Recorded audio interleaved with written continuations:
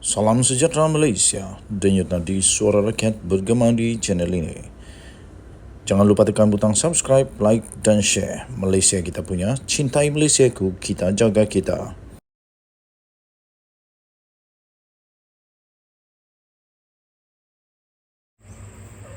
Salam sejahtera Malaysia, denyut nadi suara rakyat bergema di channel ini.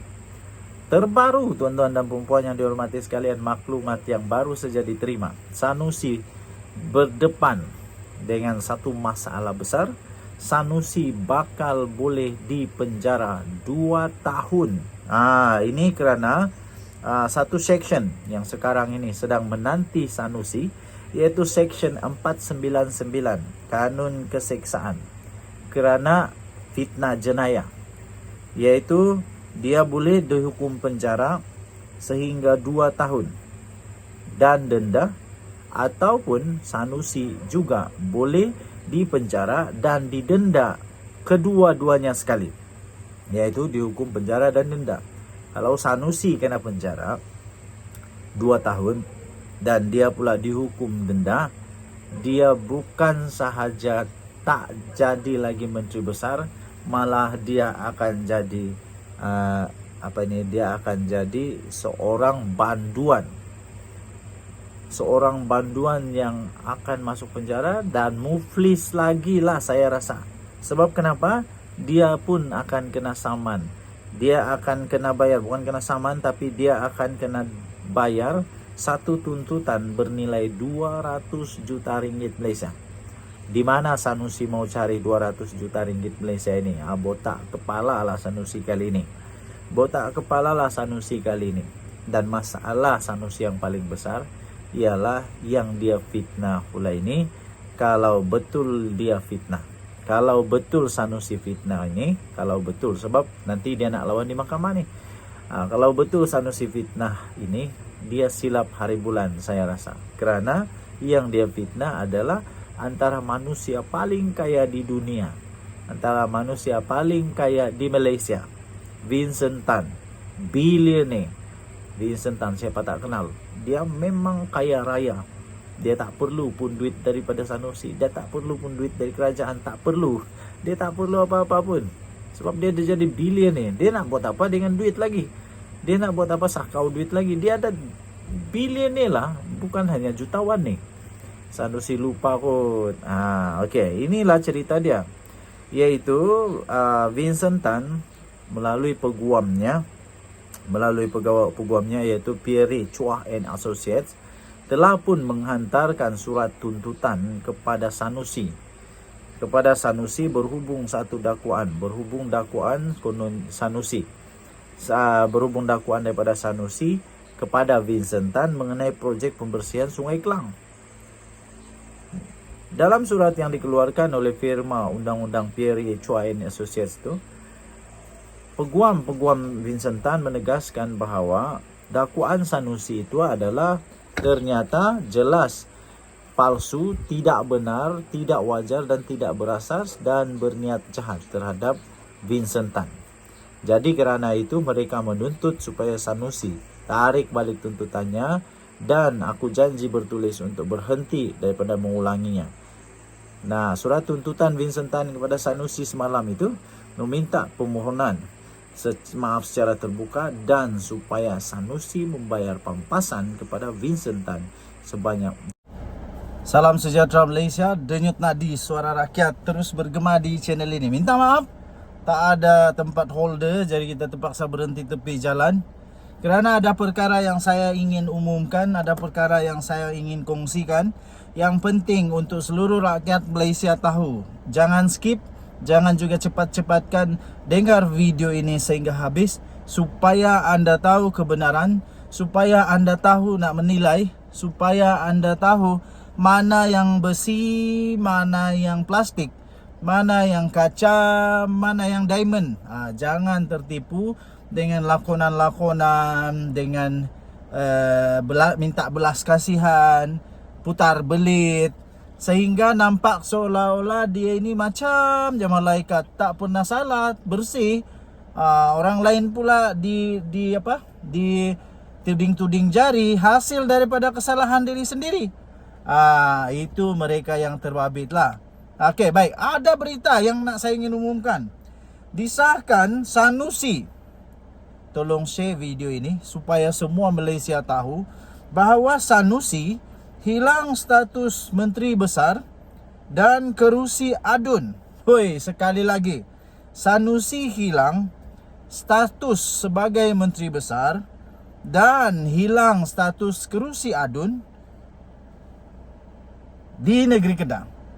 Tetapi jika didapati bersalah. Walaupun beliau sekarang masih lagi didapati belum bersalah, tapi pada pendapat saya dan banyak lagi penganalisis politik, penganalisis undang-undang, rakan-rakan sebaya, rakan-rakan di kampung, kawan-kawan di luar daerah, di luar Sabah, di dalam Sabah, di luar negara, setelah tanya, berbincang apa pendapat mereka tentang apa yang berlaku sekarang kepada Sanusi ini, kebanyakan mereka berpendapat bahawa memang Sanusi ini memang dah salah 120 juta %.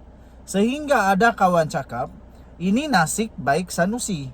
Kalau rakyat biasa yang buat ni, memang dah kena tangkap sah-sah lama dah. Kena siasat sampai berhari-hari di reman.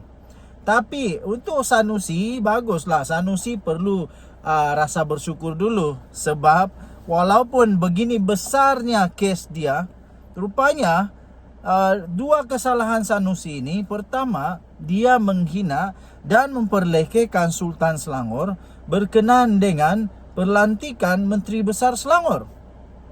Yang kedua pula ialah dakwaan yang dijatuhkan kepada Sanusi adalah apabila dia mempersoalkan ataupun dia mempersoalkan. Pada saya itu membuat satu cerita bohong di mana dia kata sebenarnya Agong tidak menitahkan untuk menubuhkan kerajaan perpaduan. Sanusi tak pernah pun jumpa Agong. Sanusi tak pernah jumpa Agong. Dia tak pernah kena panggil. Dia bukan ahli parlimen ya. Tuan-tuan dan puan-puan, kamu kena tahu bahawa Sanusi bukan ahli parlimen. Jadi dia tak pernah duduk di parlimen. Dia tak pernah bercakap dengan Agong. Dia tak pernah juga dengar pengumuman daripada Agong. Macam mana dia boleh kata bahawa Agong tak pernah titah untuk kerajaan perpaduan? Ternyata Sanusi kantoi lagi. Kali ini Sanusi hilang status MB dan kerusi adun jika didapati bersalah. Of course, apalagi kalau Sanusi ditangkap, dipenjarakan. Kalau sampai Sanusi didapati bersalah, diberikan denda, lepas tu sampai dia dijatuhi hukuman penjara, confirm lah tak layak bertanding langsung dan dia ni pun dah jadi standard dengan orang-orang penjenayah. Dia dah jatuh taraf kepada seorang banduan. Okey. Menteri Besar Kedah, Datuk Seri Muhammad Sanusi Madnor tidak bermasalah untuk bertanding pada pilihan raya negeri DUN Kedah nanti. Walaupun berdepan dua pertuduhan di bawah Akta Hasutan 1948 Akta 15 di Mahkamah Seksyen Selayang pada Selasa. Bagaimanapun, peguam iaitu Muhammad Hanif Katri Abdullah. Dia ni seorang peguam pakar, seorang yang banyak pengalaman sekali di dalam perundangan negara Malaysia. Dia juga orang yang sangat sangat mengetahui lah selok belok dalam perlembagaan, dalam dalam undang-undang Malaysia, dalam politik Malaysia. Jadi apa yang dikatakan oleh Muhammad Hanif Katri ini memang semuanya ada fakta. Bagaimanapun, peguam Muhammad Hanif Katri Abdullah berkata, penyandang Dewan Undangan Negeri DUN Jeneri itu berisiko boleh hilang status sebagai Menteri Besar Kedah dan kerusi DUN yang mungkin dimenangi beliau pada PRN nanti. Dia boleh bertanding, boleh. Tapi kalau dia dapati bersalah pada bulan Oktober ini, sebab pendengaran nanti bulan Oktober, dan selepas itu, selepas dia dapati bersalah, kalau dia didapati bersalah, dia terpaksa juga untuk letak jawatan, hilang kelayakan dan masuk penjara, didenda pula. Paling teruk, memalukan. Memalukan. Dan dia akan melekat di dalam di dalam sejarah hidup Sanusi bahwa dia adalah pengkhianat kepada raja, pengkhianat kepada agung. Lepas itu dia juga tidak menghormati perlembagaan negara Malaysia dan tidak setia kepada raja. Dia juga didapati seorang yang hipokrit, bukan hipokrit, seorang yang pandai pura-pura lah. Jelas Muhammad Hanif Katri, dia kata senario itu hanya benar-benar berlaku jika Sanusi disabitkan bersalah dan dijatuhkan hukuman melebihi had hukuman yang membawa kepada ketidaklayakannya untuk menjadi wakil rakyat. Jadi kalau Sanusi didenda dengan denda yang melebihi had untuk membolehkan dia ditarik balik segala kelayakan itu, maka dia akan gugur semuanya. Dan lagi kalau dia dipenjara melebihi had yang dinyatakan pun dia akan hilang kelayakan. Saya pasti ramai orang yang nak tengok Sanusi bebas. Tapi saya juga pasti ramai juga orang yang nak tengok Sanusi kena penjara. Terutamanya rakyat negeri Selangor yang sangat sayang kepada sultan mereka, of course.